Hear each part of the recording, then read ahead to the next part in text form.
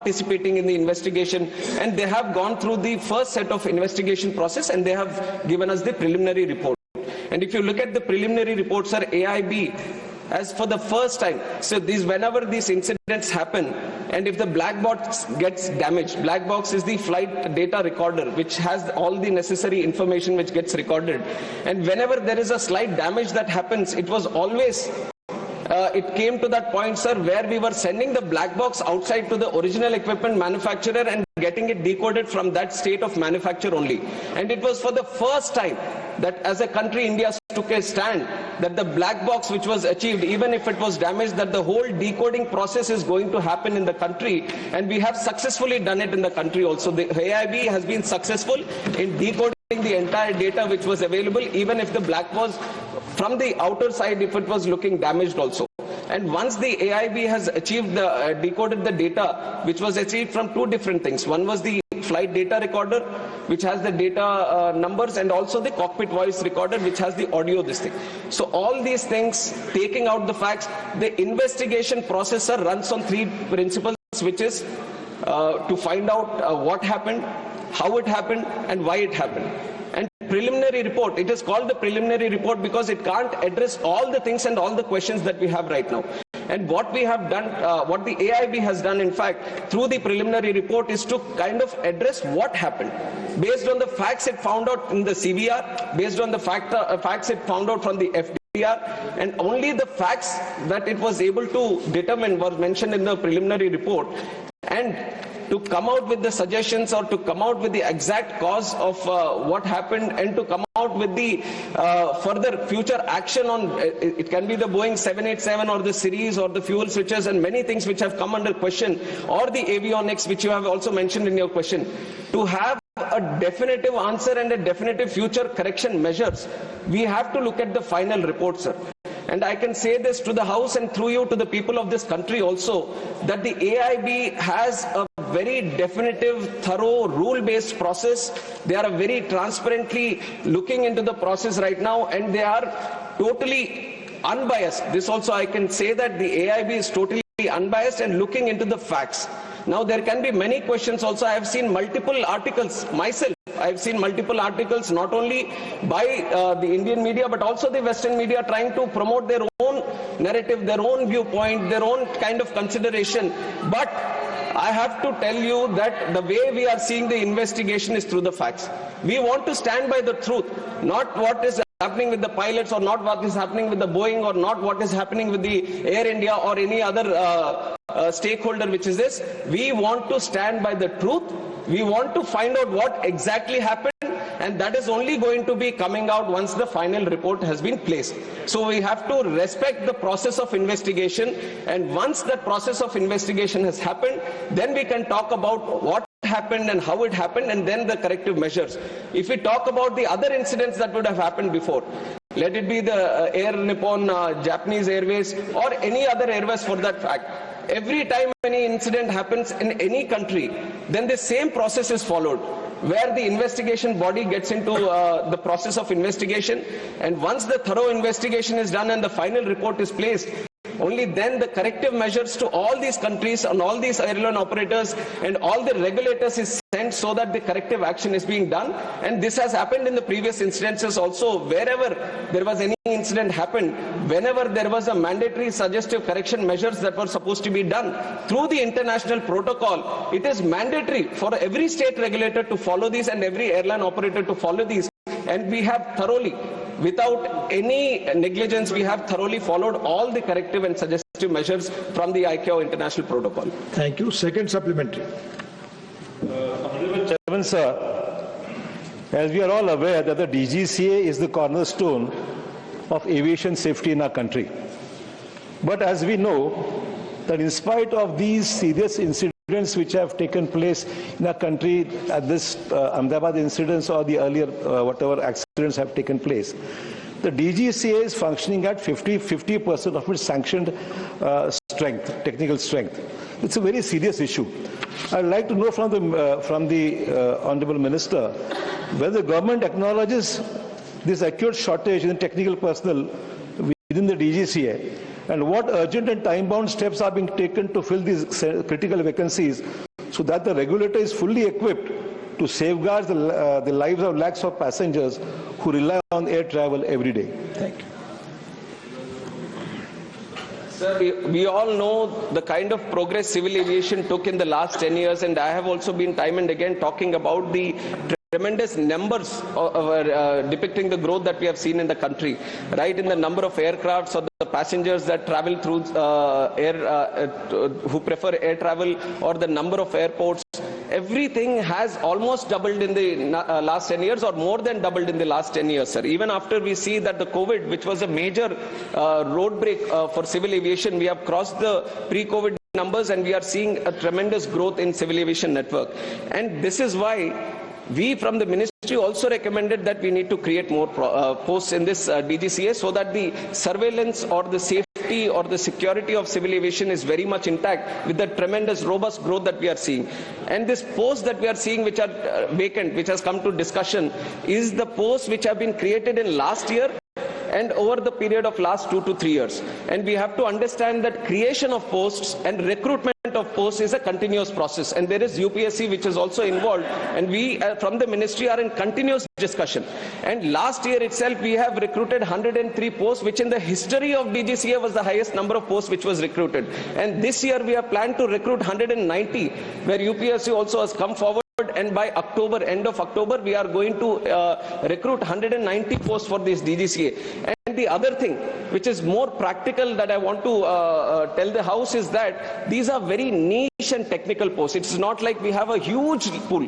This is a limited pool of subject matter experts, let it be the engineers or the pilots or medical experts, aviation related experts. This is a very specific pool of people that we are trying to pick up from, and it is a very tough process of picking up the right people, because these are going to be the regulators, these are going to be the inspectors, these are going to take care of the safety. So the recruitment process is also a very rigorous process, and we are doing our we have taken notice of this thing also, and it has been continuing process.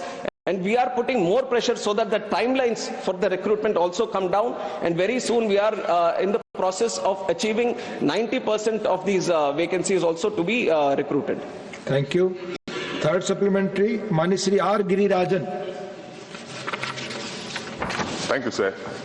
I would like to know from the Honourable Minister whether the government has formed any high-level committee and formulated any new norms and procedures to be adopted and complied during the safety audits and the routine inspections of each and every flight before the takeoff, and to provide special refresher training to ensure the physical, mental and emotional stability of the pilots are stable and fit to fly after they complete the 1,000 hours of flight. Thank you, sir. Thank you. Sir, like I said, one after the incident itself, one aircraft investigation bureau, they are running the investigative process into finding out how and why the incident happened. And on the other side, overlooking in a holistic approach on the safety measures and what can be done further. Because not only within the country, we are also trying to study other countries across the world where there might be better safety measures in their own countries. So we have also formed a high-level committee under the chairmanship of Home Secretary, and all important people from the aviation are also participating in it, and they are calling people from multiple sectors who are necessary to give more suggestions regarding this, and it is an ongoing process, sir. It was formed right after the incident, and it has got a timeline of 3 months so that they can have multiple meetings within this. And the question which has been put up by the honorable member is also discussed within that committee, and we are all hoping that they come up with some good measures. We already have very robust safety mechanism in the country. We all have to be aware of this process, that it is not that something extravagant or something outside the box is required for the country. We have a very good safety mechanism. Today, if you look at the numbers, today domestically there are 2,909 departures that are happening in the country. 2,909. And internationally, if you look, 624. So overall, the number of departures that are happening every day from the country is 3,500. And around 5 lakh passengers are traveling every day by air. even today, these are numbers that I've taken from today. So 5 lakh passengers are traveling safely every day. 3,500 flights are taking off every day from the country. So we have a very good process, but we are not stopping there. We want things to be brought down to zero in terms of incidents or anything. That is the process that we have. That is the integrity that we have, and that is the target that we have. So we are being more open now to the suggestions that are coming into our side, and we are looking at the international process also, and some of the countries where they feel, because ICAO, which is the International Civil Aviation Organization, always has a third eye on all the countries which are running operations, which are having these civil aviation networks, because civil aviation is not a thing where it is just within the country. It is not limited within the country. There are airlines from our country which are registered in India going into other countries and picking up and traveling passengers of other countries also. And likewise, other countries, airlines are coming into our country and they are picking up our passengers. So this is a global thing, and all the countries which are having these civil aviation departments or ministries or sectors, they all have to comply with the Civil Aviation Organization, International Civil Aviation Organization protocols, and we have been very committed to maintain those protocols, and we have a very effective score of 85 in the International Civil Aviation Organization safety score.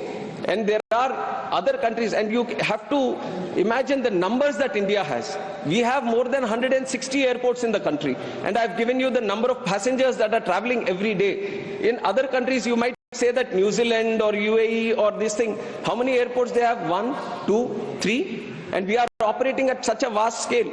And that is not like an excuse I'm putting, but that is the kind of growth that we have seen in the country, and the kind of growth we are trying to maintain by also having a 100% safe and secure civil aviation network. Dr. Fauzia Khan.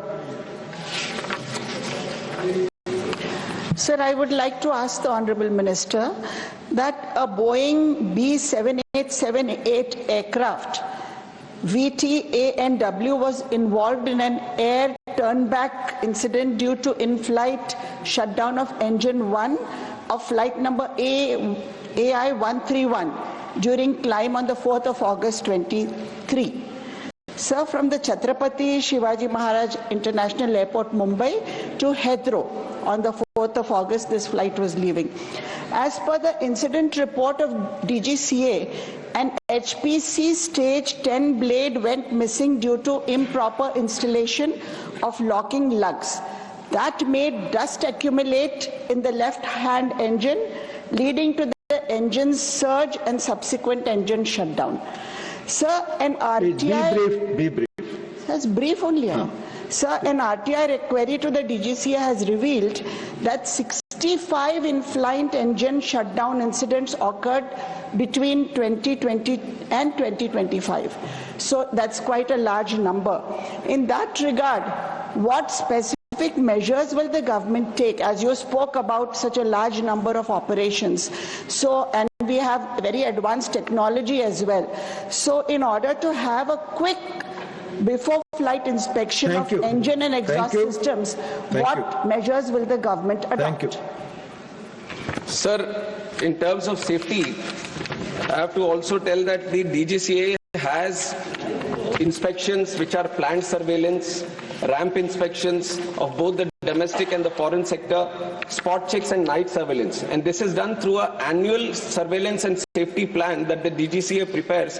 And based on the regular checking that happens, they have a overlooking safety audit also that is happening all over the country. And they keep monitoring each and every plane. They keep monitoring each and every airport and all the safety measures that are being listed. And everything is very thoroughly monitored. And whenever these kind of incidents happen, let us say there is an in-flight, some engine malfunction that has happened.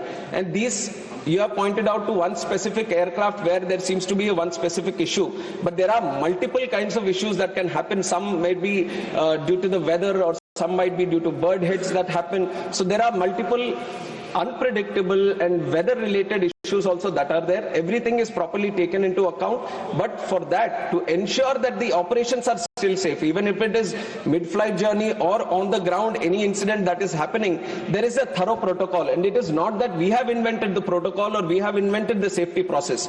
There is a process that the original equipment manufacturer, suppose the Boeing is making the plane, Boeing itself has to list out what all safety safety measures that has to be done.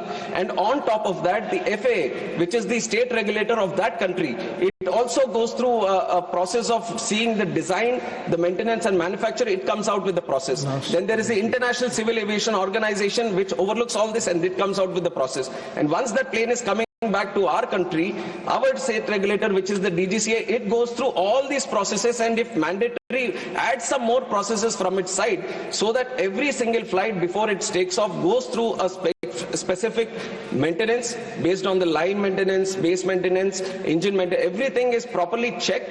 From the pilot also, before taking off, pilot also on ground, he goes around the aircraft and checks all the things.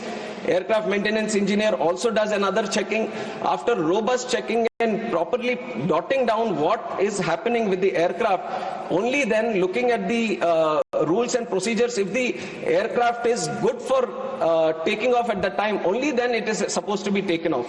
So all the processes are thoroughly listed, and we, on behalf of the ministry and from the regulator DGCA, we ensure that there is no negligence and there is no incompetence on any of the processes, and everything is very thoroughly monitored. And if anything occurs also, and if there is anything which occurs due to negligence, then we take serious action on both the operator and any necessary person, and we impose penalties, suspensions. All the process of enforcement is also duly listed. Thank you. Last supplementary on this question. Mani Satnam Singh Sandhu. Sir, मेरा सवाल इस हादसे में मारे गए unlucky लोगों के लिए है। जो लोग इस हादसे में मारे गए हैं उनकी जान की भरपाई तो नहीं हो सकती, लेकिन फिर भी जो बेस्ट पॉसिबल फैमिली के लिए हो सकता है वो होता है। इस हादसे में मारे गए पैसेंजर्स के लिए तो कॉम्पनसेशन अनाउंस की गई है, लेकिन इसमें मेडिकल छात्र भी मारे गए। एक मेडिकल कॉलेज के स्टूडेंट्स जो अपने हॉस्टल में खाना खा रहे थे, मेरा सवाल उनको लेकर है कि उनके लिए कॉम्पनसेशन हुई है, और क्या उनकी फैमिली जो ट्रॉमा में है उनको कोई साइकोलॉजिकल हेल्प देने की कोशिश की गई है? धन्यवाद। Thank you. Sir, first of all, I'd like to, through this house, also offer my condolences to the families of both the passengers of who are traveling in the plane, the crew and the passengers, and also the students, the families of both the students also. And this has been our idea right from the time the incident took place, that we are not going to differentiate between the victims, saying that Acha, these are the people who have traveled in the plane and these are the other ones who have got affected or succumbed to outside injuries outside the plane. And all the support that is being extended to the victims of the families inside the plane, the same assistance is being extended to all the families of the people, students who have died outside also, sir. And the compensation also equally, they have also been taken into account, and they are being provided the compensation and the necessary support for the future also. Much of this, the responsibility has been taken by Air India, and combinedly, all the people, both in flight and off, everyone is being taken care of, both from the family side, and all the compensation is being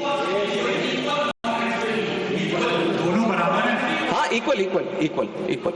And this not only in terms of compensation definitely equal, but in terms of assistance also that we are trying to provide from the government side, there is no difference. We are keeping, both are being taken into account in the same process. Question